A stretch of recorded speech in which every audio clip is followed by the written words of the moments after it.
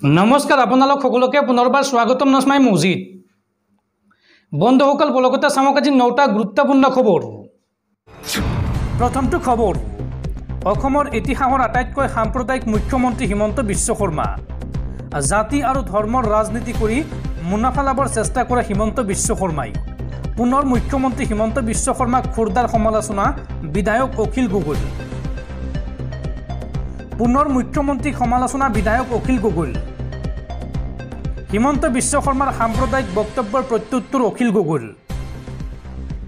লোকসভা নিৰ্বাচনত ধাক্কা খাই এনেধৰণৰ মন্তব্য কৰিছে হিমন্ত বিশ্ব শৰ্মাই। অসমৰ ইতিহাসৰ আটাইতকৈ সাম্প্ৰদায়িক মুখ্যমন্ত্ৰী হিমন্ত বিশ্ব শৰ্মা।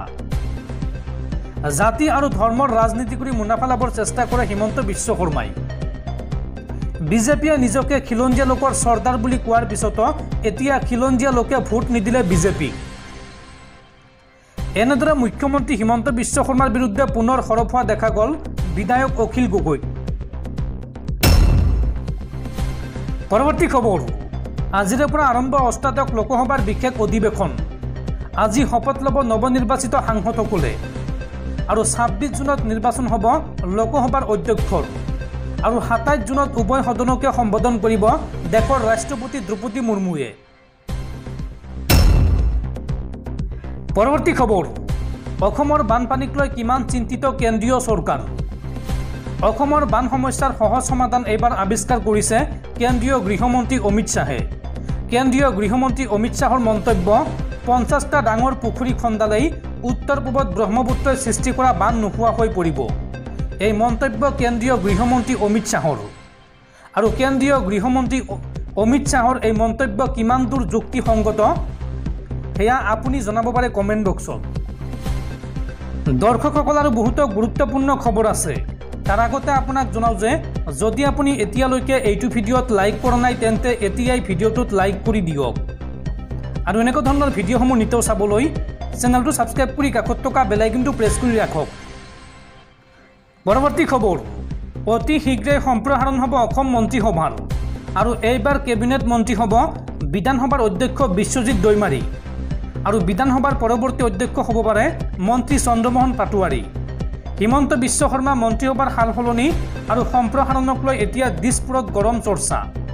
এইবাৰ মন্ত্ৰী হোৱাৰ ইচ্ছা প্ৰকাশ কৰিছে বিধানসভাৰ অধ্যক্ষ বিশ্বজিৎ দৈমাৰীয়ে আৰু দৈমাৰীয়ে মন্ত্ৰিত্ব পালে বিধানসভাৰ পৰৱৰ্তী অধ্যক্ষ হ'ব পাৰে বৰ্তমানৰ কেবিনেট মন্ত্ৰী চন্দ্ৰমোহন পাটোৱাৰী। পৰৱৰ্তী খবৰ, ৰাজ্যত পুনৰ এনকাউণ্টাৰ। এইবাৰ কাছাৰত অপহৰণকাৰীলৈ লক্ষ্য কৰি অসম আৰক্ষীৰ গুলীচালনা। কাছাৰ জিলাৰ লক্ষীপুৰ এলেকাৰ শিৱপুৰত সংঘটিত হৈছে এনকাউণ্টাৰৰ ঘটনা। এগৰাকী হিন্দু যুৱতীক অপহৰণৰ সৈতে জড়িত থকা অভিযুক্তক উদ্দেশ্যি গুলীচালনা কৰে আৰক্ষীয়ে। মান্নান আহমেদ নামৰ অপহৰণকাৰীজনে আৰক্ষী এজনক আক্ৰমণ কৰি পলায়নৰ চেষ্টা চলাওঁতেই আৰক্ষীয়ে 2 ৰাউণ্ড গুলী চলায়। এই ঘটনা সংঘটিত হৈছে দেওবাৰে পুৱতি নিশা আৰু বৰ্তমান গুলীবিদ্ধ মান্নান আহমেদ আৰু আহত আৰক্ষীৰ লেন্স নায়ক জছিমুদ্দিন লস্কৰক শিলচৰ চিকিৎসা মহাবিদ্যালয় হাস্পতালত ভৰ্তি কৰোৱা হৈছে। আৰক্ষীৰ সূত্ৰে জানিব পৰা মতে লক্ষীপুৰ থানাৰ অন্তৰ্গত স্কটপুৰ চাহ বাগিচাৰ বাসিন্দা ৰিকিয়াচন উপাধিৰ এগৰাকী 19 বছৰীয়া যুৱতীক অপহৰণ কৰিছিল মান্নান আহমেদে। লক্ষীপুৰ থানাৰ অন্তৰ্গত বিনাকান্তি গ্ৰান্টৰ বাসিন্দা তথা বিবাহিত 2 সন্তানৰ পিতৃ মান্নান আহমেদে যুৱতীগৰাকীক অপহৰণ কৰি সোণাই এলেকাত লুকুৱাই ৰাখিছিল আৰু আৰক্ষীয়ে নিশাই যুৱতীগৰাকীক উদ্ধাৰ কৰাৰ লগতে অপহৰণকাৰী মান্নান আহমেদকো গ্ৰেপ্তাৰ কৰে। গ্ৰেপ্তাৰৰ পিছত নিশা প্ৰায় 2 বজাত লক্ষীপুৰ PHC চিকিৎসালয়লৈ নিয়াৰ সময়ত শিৱপুৰত প্ৰস্ৰাৱ লগাৰ কথা কৈ গাড়ী ৰখাবলৈ কয়। আৰক্ষীয়ে গাড়ী ৰখোৱাৰ লগে লগে জছিমুদ্দিন নামৰ আৰক্ষীজনক আক্ৰমণ কৰি মান্নান আহমেদে আন্ধাৰৰ সুযোগ লৈ পলাবলৈ চেষ্টা কৰে। আৰক্ষীয়ে তেওঁক ৰ'বলৈ নিৰ্দেশ দিয়ে যদিও আৰক্ষীৰ কথালৈ ভ্ৰূক্ষেপ নকৰি তেওঁ পলাবলৈ চেষ্টা কৰে আৰু তেতিয়া বাধ্য হৈ আৰক্ষীয়ে মান্নানক লক্ষ্য কৰি 2 ৰাউণ্ড গুলীচালনা কৰে। গুলীচালনাৰ ফলত তেওঁৰ ভৰিত আঘাত পায়। ইপিনে আহত হয় আৰক্ষীৰ লেন্স নায়ক জছিমুদ্দিন লস্কৰ। পৰৱৰ্তী খবৰ, ৰাম মন্দিৰক লৈ ডাঙৰ খবৰ। ৰাম মন্দিৰত সলনি হ'ল কেইবাটাও নিয়ম। এতিয়াৰ পৰা ৰাম মন্দিৰত নাথাকিব ভিআইপিৰ শাৰী। আৰু লগতে কি নিয়ম সলনি হ'ল ৰাম মন্দিৰত চাওঁ আহক। ৰাম মন্দিৰত সলনি হ'ল কেইবাটাও নিয়ম। ৰাম মন্দিৰৰ চৌহদত এতিয়াৰ পৰা ব্যৱহাৰ নহ'ব চন্দনৰ তিলক, কোনো ভক্তকে প্ৰদান কৰা নহ'ব স্বৰ্ণামৃত, আৰু পূজাৰীক ধন দিয়াৰ পৰিৱৰ্তে এতিয়াৰ পৰা কেৱল দানহে দিব পাৰিব ভক্তসকলে। পূজাৰীসকলক মন্দিৰ কমিটিয়ে আগবঢ়াব দৰমহা। পূজাৰীৰ হাতত ধন দিয়াৰ প্ৰয়োজন নাই ভক্তৰ, কেৱল মাত্ৰ দান পাত্ৰতহে আগবঢ়াব পাৰিব ধন। আৰু লগতে বিলুপ্ত কৰা হ'ব ভিআইপিৰ শাৰী। এতিয়াৰ পৰা ৰাম মন্দিৰত নাথাকিব কোনো ভিআইপিৰ শাৰী। সকলো ভক্তই একেটা শাৰীৰে প্ৰৱেশ প্ৰস্থান কৰিব লাগিব মন্দিৰত। শেহতীয়াকৈ জাৰি কৰা হৈছে এই নিৰ্দেশনা।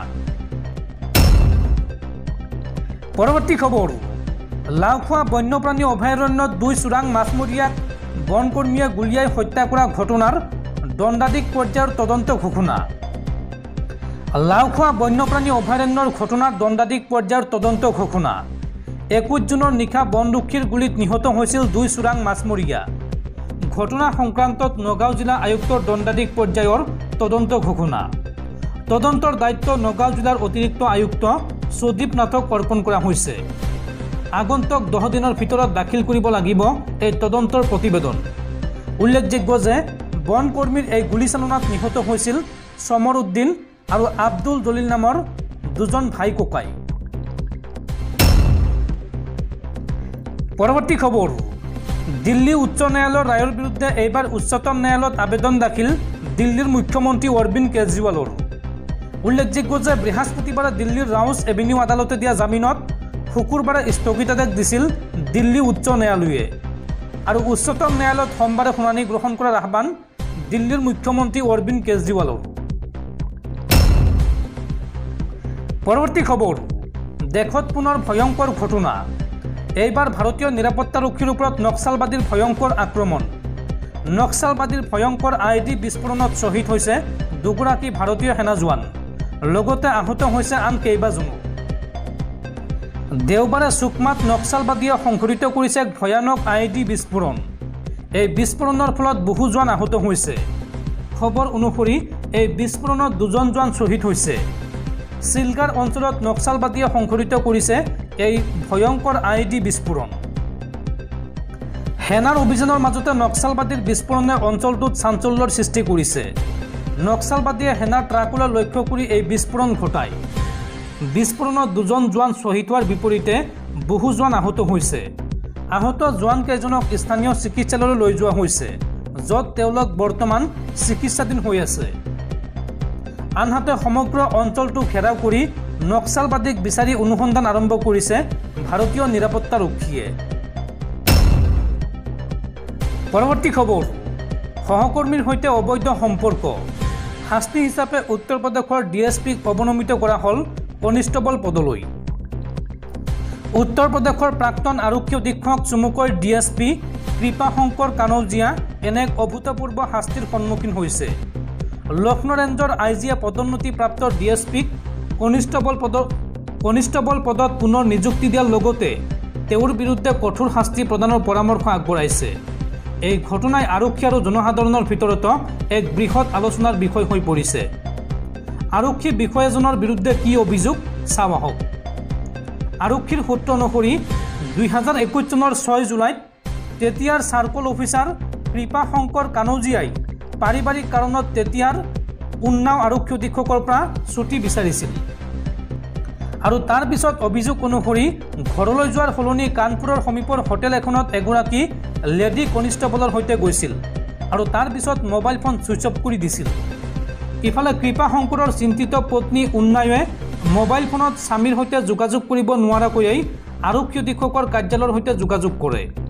কিন্তু চক্ৰ পৰিদৰ্শকজন কিবা বিপদত পৰিছে নেকি, কোনোবাই অপহৰণ কৰিলে নেকি, এই 7টা-5টা ধাৰণাৰ পৰাই কৃপাশংকৰৰ মোবাইলৰ টাৱাৰৰ স্থান অনুসৰণ কৰি এছপিৰ কাৰ্যালয় গম পালে যে মোবাইলটো শেষবাৰৰ বাবে কানপুৰৰ এখন হোটেলত সক্ৰিয় হৈ আছিল আৰু লগে লগে আৰক্ষীৰ দলটো তাত উপস্থিত হ'ল। আৰু ইয়াৰ পিছতে আৰক্ষীৰ লোকে হোটেলৰ কোঠাৰ পৰাই এগৰাকী মহিলা কনিষ্টেবলৰ সৈতে আৰক্ষী বিষয়াজনক আপত্তিজনক অৱস্থাত উদ্ধাৰ কৰে। আৰক্ষীৰ মতে আপত্তিজনক পৰিস্থিতিৰ ভিডিঅ' ফুটেজো আছে। বিষয়টো জানিব পাৰি লক্ষ্ণৌৰ আইজিয়ে বিষয়াজনৰ বিৰুদ্ধে তদন্ত আৰম্ভ কৰে। ইফালে সেই সময়লৈকে কৃপা শংকৰক আৰক্ষীৰ চক্ৰ পৰিদৰ্শকৰ পৰা পদোন্নতিপ্ৰাপ্ত DSP পদলৈ পদোন্নতি দিয়া হৈছিল। এইবাৰ বিচ্ছিন্নতাৰ শাস্তি হিচাপে তেওঁক কনিষ্টেবল পদলৈ অৱনমিত কৰোৱা হয়। প্ৰাক্তন পদোন্নতিপ্ৰাপ্ত DSP এতিয়া গৌৰৱপুৰ বেটেলিয়নত কনিষ্টেবল হিচাপে কাম কৰি আছে আৰু এই খবৰে এতিয়া দেশজুৰি চৰ্চা লাভ কৰিছে। পৰৱৰ্তী খবৰ, পুনৰ সকলো স্কুল কলেজ বন্ধ ঘোষণা। কৰিমগঞ্জত বৰ্তমানো অপৰিৱৰ্তিত বান পৰিস্থিতি আৰু শেহতীয়া বান পৰিস্থিতিৰ প্ৰতি লক্ষ্য ৰাখি জিলাখনত 24 আৰু 25 জুনত বন্ধ ঘোষণা কৰা হৈছে সকলো চৰকাৰী আৰু ব্যক্তিগত খণ্ডৰ শিক্ষা প্ৰতিষ্ঠান। কৰিমগঞ্জ জিলা প্ৰশাসনে জাৰি কৰিছে এই নিৰ্দেশনা।